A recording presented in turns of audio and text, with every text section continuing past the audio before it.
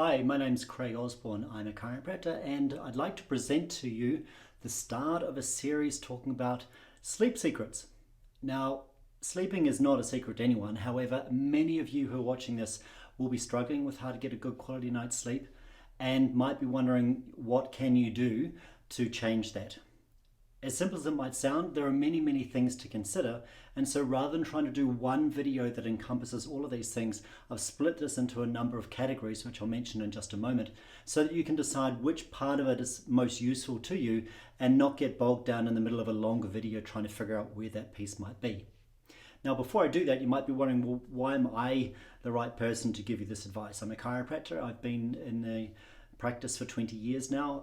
My very first visit to a bedding manufacturer was when I was at chiropractic college in the 1990s, late then.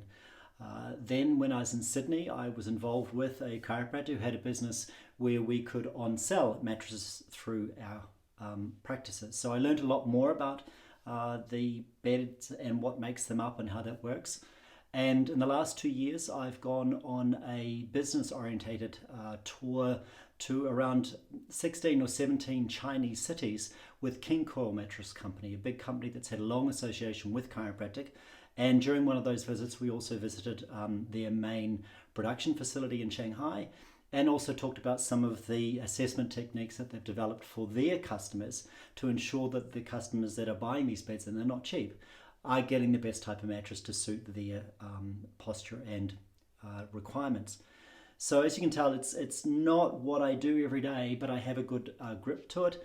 But also you're going to get much more technical advice by visiting a sleep store and also having the right questions to ask, because often that's the thing that's going to let you down. Just making the most basic of questions and not having a better understanding of what to look for.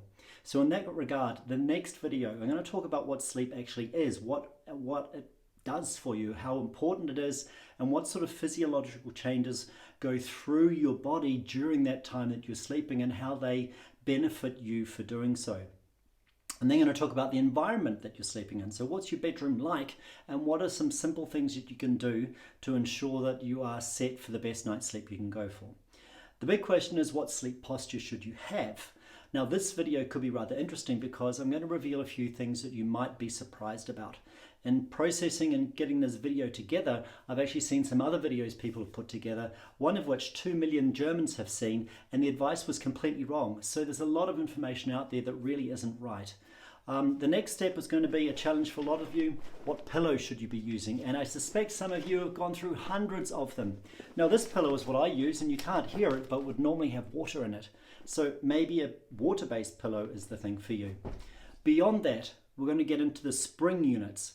So if you're buying one of these inner spring type mattresses, box spring, the question is, of all of the different types available, what are the things to look out for when you're looking to buy one of those types of mattresses?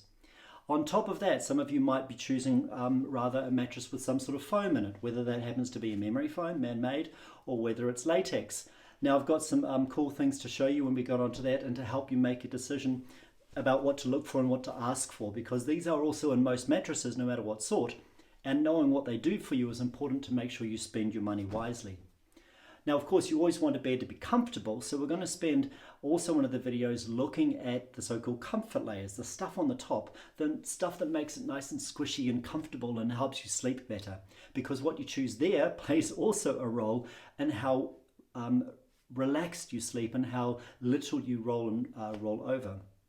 Now, depending on how that all runs, the last video is going to kind of pull it all together and cover a few topics that haven't been issued before then. We're going to be looking at water beds, we're going to be looking at futons, we're going to be looking at the ones with the wooden bases underneath, and anything else that we need to in terms of what can help you with. So as I said, that's going to be 8 or 9 videos. I hope you're going to find it very interesting. And as they're all posted, you'll be able to search your way through and find the most information that's useful to you. But I have one piece of advice before I even start.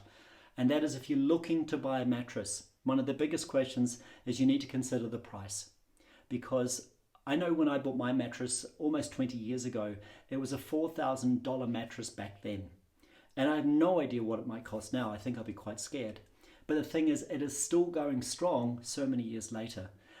And I know a lot of people who say, oh, I spend a lot of money on a mattress now, and they spent maybe 500 euros. Now you're going to get what you pay for, and it's a little bit like buying a running shoe. You buy a cheap running shoe, it's great for the first sort of time, and then it's going to go downhill quickly. So when you're trying to figure out what to buy for a mattress, what I suggest you do is figure out your budget. Push your budget to what you think your limit really is. Give yourself a little bit of a window about what that is. So if it's 2,000, go anything from 1.5 to 2.5 perhaps. And with that in mind, take all the information from these videos to your bedding store so that you can ask the right questions and find a mattress that fits within your budget. Because if you don't do that, you'll go in there and you'll be faced with everything from 500 to, I've heard $50,000 mattresses. I have no idea what they do for you. And you'll just be overcome with options. So it does make sense to start with a price in mind, then find features based on what you think appropriate for you to make the best choice. I think it's going to be super interesting for you. I look forward to sharing the information. Take care, and we'll see you soon in the next video. Bye-bye.